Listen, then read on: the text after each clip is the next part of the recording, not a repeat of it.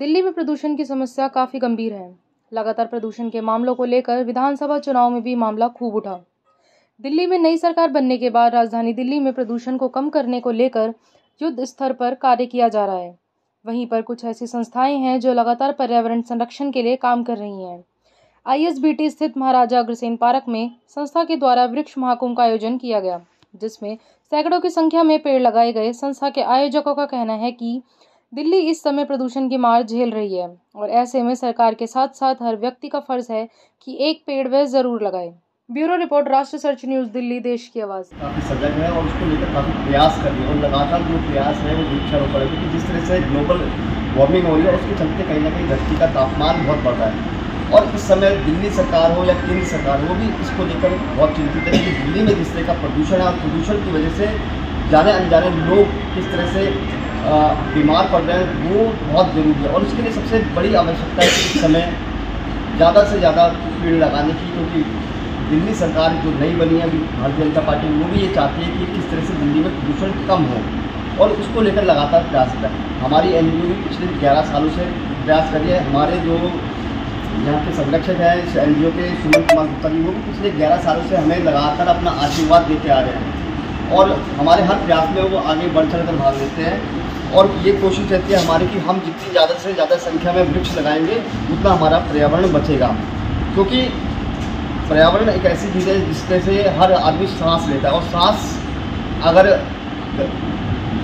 जाहिर है कि प्रदूषण होगा तो प्रदूषण हमारे वो हवा के अंदर वो हमारे शरीर में जाएगा और उससे बीमारियाँ बढ़ेंगी। तो इसको लेकर हम आप लोगों से सबसे प्रार्थना करते हैं कि कहीं ना एक वृक्ष जरूर लगाएं, किसी के नाम पे लगाएं, अपने नाम से लगाएं और उसका संरक्षण भी करें। और हमारी संस्था भी यही करती आ रही है लगातार पिछले 11 वर्षों से। और हमने इस बार सोचा है कि लगातार, क्योंकि पिछले बार सालों में हम 1 या 2 प्रोग्राम करते थे, लेकिन इस बार हमने एक कोशिश हम कर रहे हैं कि हर महीने इस तरह के प्रोग्राम करें, जिसका नाम दिया हमने वृक्ष महाकुंभ। और लगातार हम ये कोशिश करेंगे कि दिल्ली के अलग अलग स्थानों पर जाके इस तरह के वृक्षारोपण का कार्यक्रम आयोजन किया जाए, ताकि हमारे जो दिल्ली के लोग हैं वो जो प्रदूषित हवा को झेल रहे हैं वो कम से कम, जितनी कम से कम हो सकती है वो हो जाए। सर, आज आप लोगों ने वृक्ष लगाया है, क्या संदेश देंगे आज?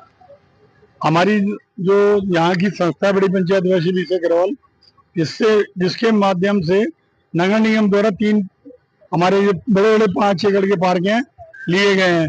आज सर्वचिंतन NGO के द्वारा वृक्षारोपण का कार्यक्रम यहाँ पर किया जा रहा है। समाज के प्रत्येक वर्ग के लोगों को हमने यहाँ बुलाया है, क्योंकि आज दूसरा नवरात्रा भी है और नया साल जो कहते हैं उसी आज तो 31, तो इसलिए आज हमने ये कार्यक्रम का यहाँ आयोजन किया।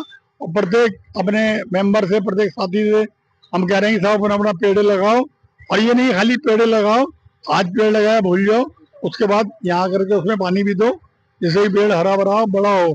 और आप स्वयं देखेंगे कि हमने जैसे परिवार में बच्चे का जन्म होता है वो बढ़ता है, ऐसे ही जो हमने पेड़ लगाया, मैंने भी कहा है अपने साथियों से, जो मैंने पीपल का पेड़ लगाया उसके ऊपर हर रोज जब हम पार्क में करेंगे जल चढ़ाएंगे। और ये सारा उद्देश्य एक ही बात है कि दिल्ली क्योंकि प्रदूषित हो रही है, दिल्ली के अंदर ट्रैफिक की व्यवस्था, बहुत ट्रैफिक बढ़ गया कानून के हिसाब से, अलग से सड़कों पे लोग रह रहे हैं, आबादी बड़ी बड़ी है, सड़कों के ऊपर दुकानें चल रही हैं।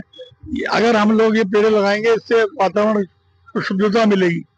और ये जो पहल की है लगभग 11 वर्षों से संजय वर्मा जी ने, सर्वचिंतन के जो प्रमुख हैं, हम भी साथी हैं इनके, कि इसलिए इसी प्रकार हम कहने को तो ये कि हर रोज कहते ना एक काम नेक काम करो, इसी प्रकार सबसे बड़ा नेक काम ये है कि अगर हो सके, संभव हो, कम से कम एक पेड़ अवश्य लगाएं।